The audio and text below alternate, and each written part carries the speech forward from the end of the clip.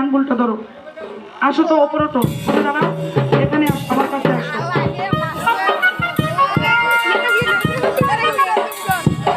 এদিক ফিরে দাও, ছাড়ো এখন হাতটা ছাড়ো। তুমি ভালো আছো ভাইয়া? ভয় করতেছি কি আমাকে দেখে? ভয় নাই কোনো।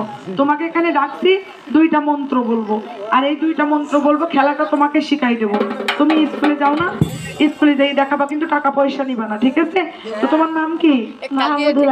মাহমুদুল হাসান। তুমি হিন্দু না মুসলমান? মুসলমান। দিনের মুসলমান না রাইতের মুসলমান? দিনের মুসলমান। রাইতে কি করো ভাইয়া?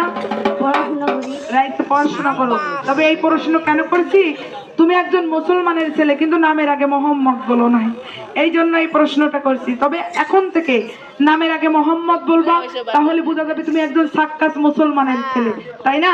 এখন থেকে বলবা, ঠিক আছে ভাইয়া? কোন ক্লাসে পড়ো? ক্লাস 5। ক্লাস 5-এ পড়ো। তুমি ছাত্র না ছাত্রী? ছাত্র। তুমি পাত্র না পাত্রী? পাত্র। তুমি বেটা না বেটি?